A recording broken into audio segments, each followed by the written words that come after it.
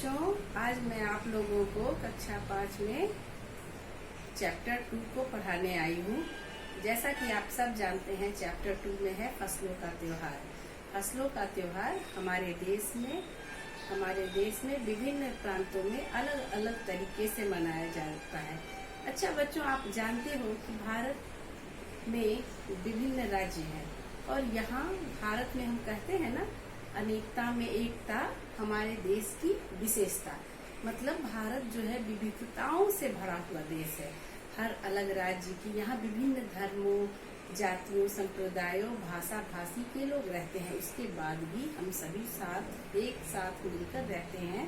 सामूहिक रूप से कोई भी पर्व त्योहार मनाते हैं। इसी तरह से यहाँ विभिन्न प्रांतों की, जैसा कि हम सभी जानते हैं, हर राज्य की अलग अलग वेशभूषा है, अलग संस्कृति है, अलग बोली है। उसके बाद भी हमारे यहाँ कुछ न कुछ समानताएं हैं। आज जैसे मैं जिस पाठ को पढ़ाने आई हूँ, फसलों का त्योहार, इसमें हम ये जानेंगे कि फसलों का त्योहार हमारे देश के विभिन्न राज्यों में अलग अलग तरह से किस प्रकार मनाया जाता है। जैसे फसल का त्योहार जनवरी माह से शुरू होकर अप्रैल माह के मध्य तक मनाया जाता है। तो हम देखते हैं कि फसलों का त्योहार हमारे बिहार, उत्तर प्रदेश, मध्य प्रदेश में मकर संक्रांति या तिल संक्रांति के नाम से 14 जनवरी को मनाते हैं। और इसी तरह से बहुत सारे अलग अलग राज्य, जैसे तमिलनाडु में इसी त्योहार को पोंगल के नाम से मनाते हैं, केरल में ओणम के नाम से, असम में बिहू, झारखंड में सरहुल, गुजरात में पतंग पर्व, कुमाऊं में घुघुतिया के नाम से मनाते हैं। लेकिन ये सारे पर्व एक ही हैं। ये जो त्योहार है नई फसल के आगमन की खुशी में लोग मनाते हैं। मतलब कि जैसे लोगों को लगता है, जो हमारे यहाँ किसान हैं, उन्हें लगता है अब हमारे पास नई फसल आ रही है। इस समय चावल, अरहर, चना, इन सब की नई फसल आती है। तो इस खुशी में इस बार की उपज अच्छी हुई है या अच्छी उपज होने की संभावना है। इस खुशी में ये त्योहार मिलजुल कर मनाते हैं। जैसे अगर हमारे बिहार, उत्तर प्रदेश और मध्य प्रदेश की बात करें तो यहाँ इस त्योहार को मकर संक्रांति के नाम से मनाया जाता है, जैसा कि मैंने आपको बताया। और इस दिन हम क्या करते हैं, इस दिन हमारे यहाँ दही, चूड़ा, गुड़, तिलकुट ये सब खाने की परंपरा है। उस दिन चावल रोटी तो शायद ही किसी घर में बनता होगा। उस दिन हम देखते हैं ना कि दही चूड़ा ही खाना होता है, तिलकुट खाना होता है। और हाँ, रात में खिचड़ी बनती है। खिचड़ी भी तिल डाल के बनाया जाता है। एक्चुअली वास्तव में तिल की बहुत महत्ता होती है। तिल दान करना इस समय महत्वपूर्ण होता है। तिल डालकर बहुत लोग स्नान करते हैं। तिल को खाने में प्रयोग करते हैं। तिल कहा जाता है गर्म होता है।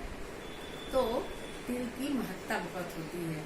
और इसी तरह से अगर हम बिहार के बाद झारखंड की बात करें तो वहाँ के संथाल और उरांव जनजाति लोग इस पर्व को सरहुल के नाम से मनाते हैं। इस समय क्या करते हैं, ये लोग बहुत ही खुशी से ग्रुप में, मतलब समूह में नाचते गाते हैं। और इस समय साल के पेड़ की पूजा की जाती है। इस त्योहार को मनाने के समय साल के पेड़ की पूजा करते हैं। वैसे तो ये प्रकृति प्रेमी होते हैं, लेकिन साल वृक्ष की विशेष रूप से पूजा की जाती है।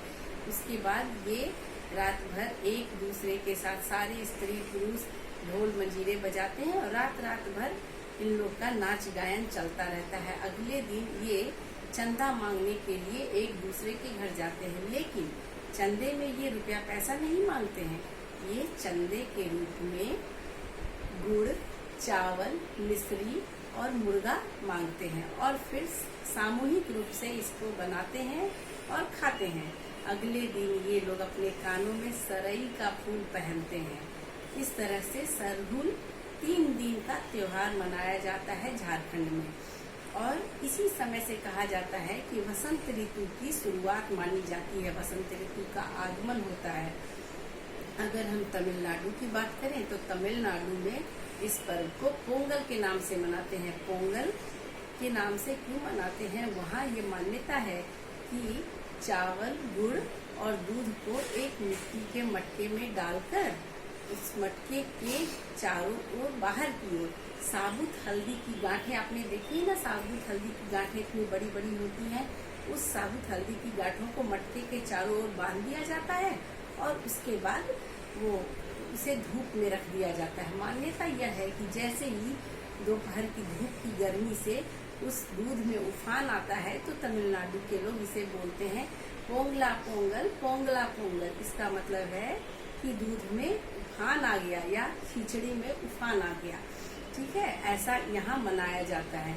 इसी तरह अगर हम पंजाब की बात करें तो पंजाब में इस फसल के त्योहार को लोहड़ी के नाम से मनाते हैं। लोहड़ी में क्या करते हैं कि लकड़ी जलाते हैं, बीच में एक लकड़ी जलाकर सामूहिक रूप से स्त्री पुरुष सारे लोग सब इसके चारों ओर घूमकर नाचते गाते हैं और जो नई फसल होती है उसको अग्नि देवता अग्नि को डालते हैं। अग्नि को डालने की मान्यता ये है कि अग्नि देवता को हमने नई फसल समर्पित किया और वहाँ नाचते गाते हैं, उमंग और उल्लास से मनाते हैं इस तरह से। और हम आगे बढ़े दूसरे राज्य की बात करते हैं तो गुजरात में इस पर्व को पतंग पर्व के नाम से मनाया जाता है।